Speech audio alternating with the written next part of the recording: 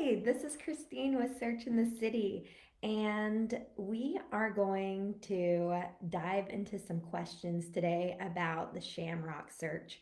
So, we asked in our last week's Facebook Live for you to ask us any questions you may have about it, because if you have a question about it, there are probably some other people who have the same question.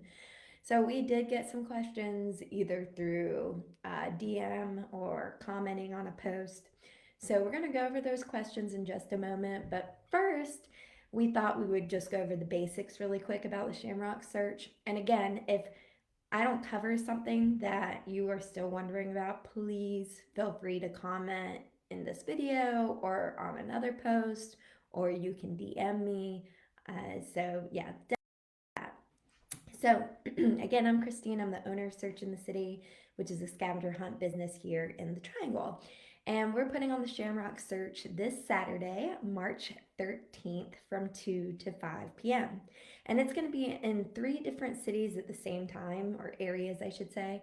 So it's going to be in Cary, Raleigh, and Nightdale from 2 to 5 p.m. So when you register your team for one of those, you're not going to have to go travel to all 3 areas. You're just going to pick the area you want to do your scavenger hunt in, and that's the one you'll get the clues for. So that's how that works. Speaking of registration, I'm going to put a link in the comments after this video is done so that you can register your team today. It's $15 per team, and we're asking no more than 6 people in a team. So that ends up being very cheap per person. So quite a deal. So let's launch into the questions that people have had about the hunt. The first question and the most popular question I've gotten is it for kids? So we say the short answer is it's for adults. But the more complex answer is it's for adults and adults who want to bring their kids with them. That's totally fine. It is not a non kid friendly event. So it is more geared towards adults, and we're going to dive into why that is. So, first of all, the clues that you'll get on Saturday, they are more complicated than the ones, if you've ever done one of our scavenger hunts, they're more complex than those. You may even have to do some order of operations of math. So dust off your math skills there. So it is a little more complicated. We would recommend middle school age and up could handle most of the clues with maybe some adult help. But younger elementary ages, I think, would have a hard time figuring out these clues. So that is on the clue part of it. Now, the second part of the Shamrock Search is you're collecting words from the Shamrocks, and you're putting those words together to form a St. Patrick's Day themed sentence. Now, that part is actually easier than figuring out the clues. I would say 8 and up could probably figure the words out and figure out a sentence that makes sense with those words. And then for if you have even younger ones, their job could be just running up to the shamrock and telling you what word is on the shamrock. So that's a really easy task for like 6 and up, kids who can read by that point. None of the words are too complex. So yeah. So we do say it's for adults, but you're welcome to bring your kids, and they could help out in some way. Either looking at the shamrock, telling you the word, helping you figure out the clues, helping you form the sentence in the end. So there's definitely jobs that they can do during this hunt if you do want to bring your kids.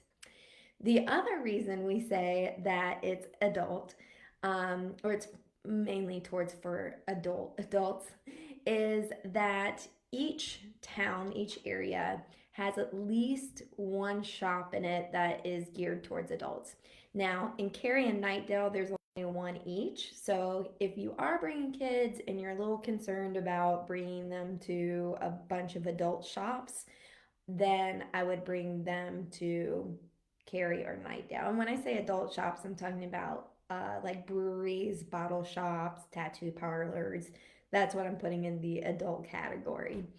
But In Raleigh, there's not even that many either. There's only 3. So that's what I would recommend if you're bringing kids and you're a little concerned about that. Nightdale and Cary is the way to go on that. So that is that question. I know it's kind of long. Short answer, it's for adults. Long answer is that it's for adults and kids. So if I want, excuse me, if I want to win, the next question is, if I want to win a prize basket, what hunt should I do? So we have some competitive hunters out there that want to know what's their best bet.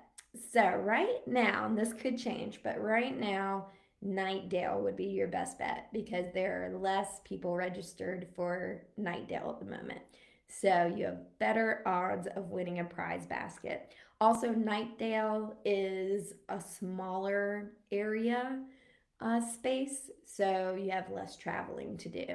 So that would be my recommendation if you are just wanting to win, register for Nightdale. Excuse me.